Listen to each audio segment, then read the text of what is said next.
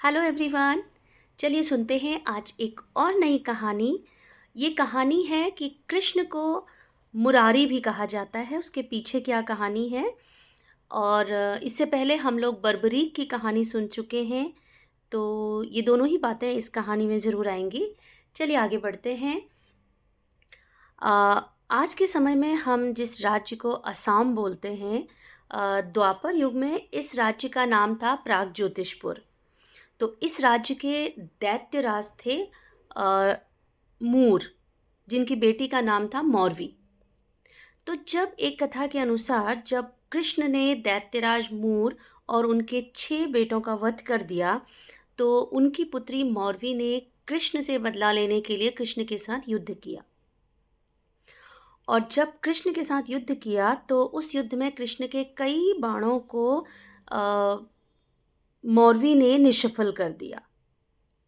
तब कृष्ण को मजबूर होकर ना चाहते हुए भी अपना सुदर्शन चक्र उठाना पड़ा।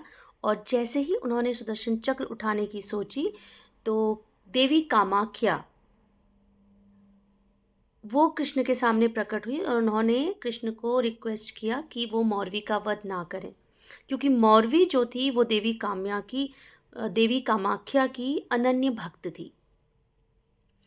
तो तब देवी कामाख्या ने मौरवी को कहा कि मौरवी, अपना गुस्सा छोड़ दो, गुस्सा शांत करो और इस युद्ध को बंद करो, क्योंकि ये तुम्हारे भावी ससुर हैं। तो ये सब सुन करके मौरवी ने अपना क्रोध शांत किया, अपने शस्त्र साइड रखे और कृष्ण से माफ़ी मांगी। और तब कृष्ण ने उनको आशीर्वाद दिया। और कालांतर में पांडुपुत्र भीम के पुत्र घटोत्कच के 3 पुत्र हुए थे। और घटोत्कच की जो वाइफ थी, घटोत्कच की जो शादी हुई थी, वो इसी मौरवी से हुई थी। और तब इनके 3 पुत्र हुए थे, जिनमें से सबसे बड़ा पुत्र था बर्बरीक, जिसकी कहानी हम पहले ही सुन चुके हैं।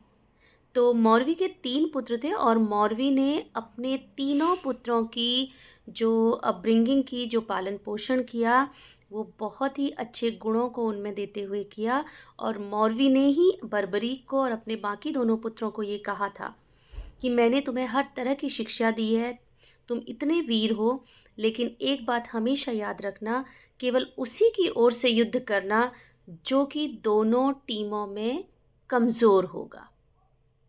तो इसीलिए जब महाभारत का युद्ध हुआ था, तो बर्बरीक ने श्री कृष्ण को यही बोला था कि वो उसी अपनी माँ की आज्ञा के अनुसार उसी ओर से युद्ध करेंगे जो जहाँ की सेना जो है, जो टीम, वो कमज़ोर होगी। तो ये थी बर्बरीक की कहानी। और कृष्ण को मौरवी के साथ युद्ध करने और दैत्यराज मूर को मारने के उसमें ही उनका नाम मुरारी भी पड़ गया था।